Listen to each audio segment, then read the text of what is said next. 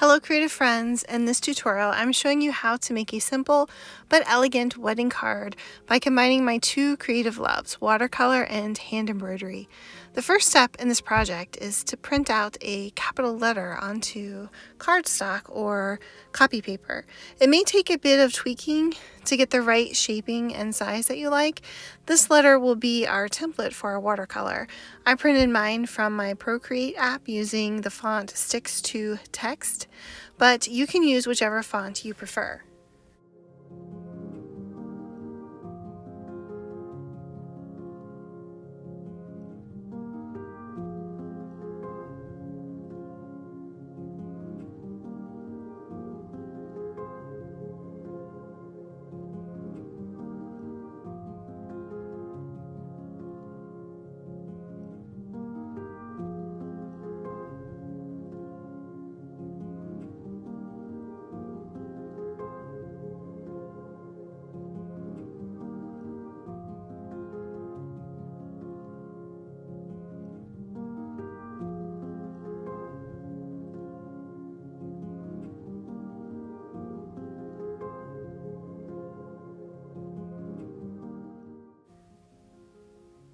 I really love this watercolor paper from Amazon because it's so smooth to work with, which is perfect for cards for people to write on the back.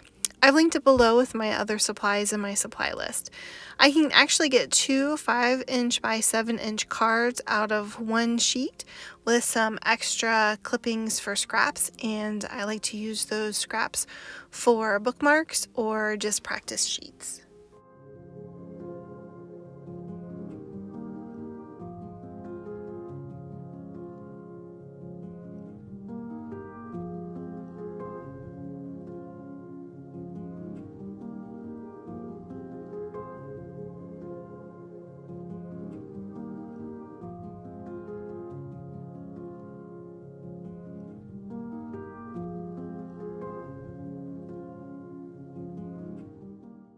Now I'm centering my letter. I do this by eye, but you can measure the distances between the edge of your letter and the edge of your card if you desire. I like to put this in the center just in case someone wants to frame it or put a border around it and then frame it. So it's entirely up to you. You can place it wherever you like, but I'm going with the center here.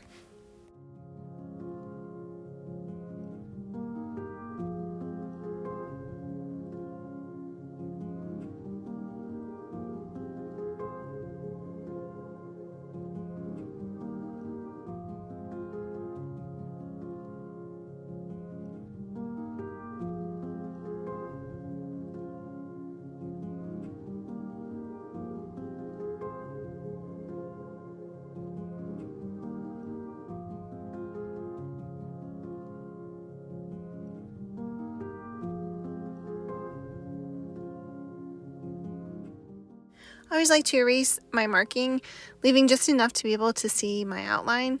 I also clean up any stray marks at this point. I just want a light template to follow as I paint my letter.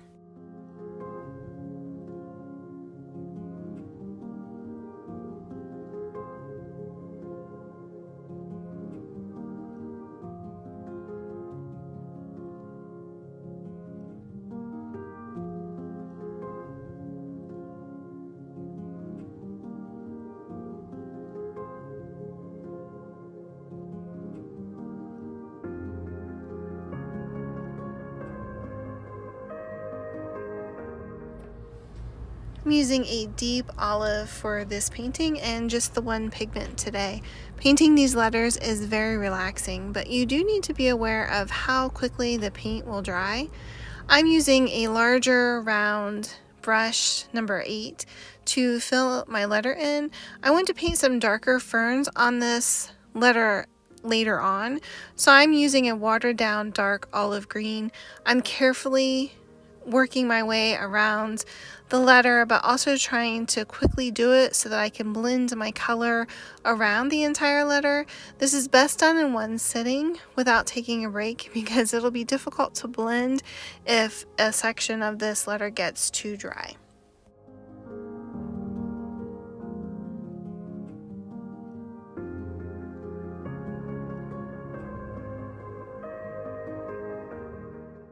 I like to paint the outline and then draw my color into the center of my letter.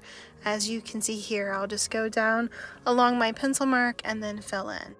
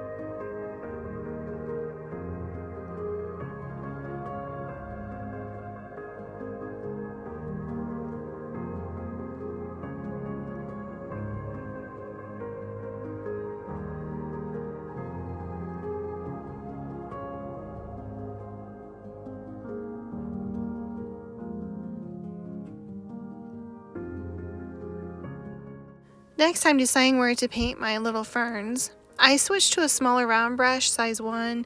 I generally work in odd numbers with things that I add on to my paintings, so I think 3 ferns will be the perfect amount here. The hardest part about these ferns is probably the stem and curving it, not overthinking. So just go for it. Just place your stem. I kind of liked them coming off of my letter a little bit into the white space there. And I just add little leaves on each side and then do that to 2 other sections.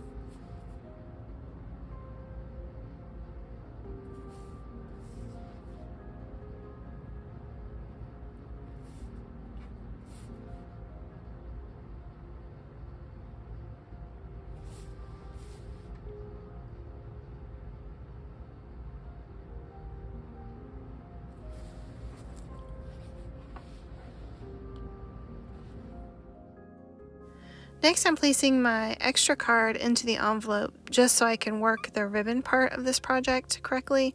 You could fill in your card and stuff your envelope with it if it's completely dry and work from that if you like, but I'm doing it here just for an example for you guys. This beautiful ribbon is from Hobby Lobby. I love this dark, moody olive green ribbon.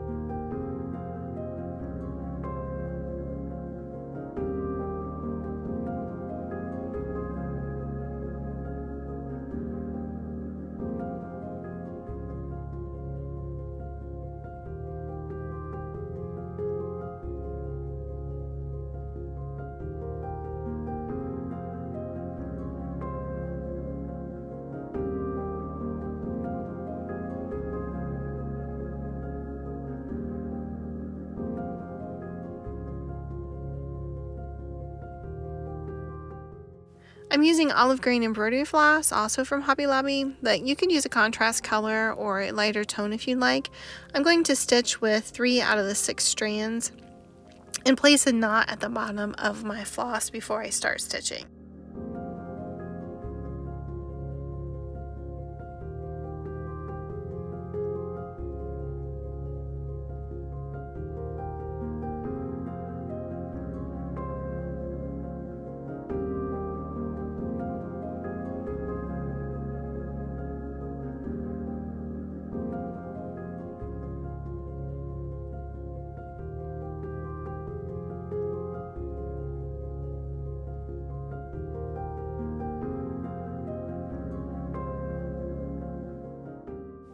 I'm just using a simple backstitch to stitch a branch onto each end of this ribbon.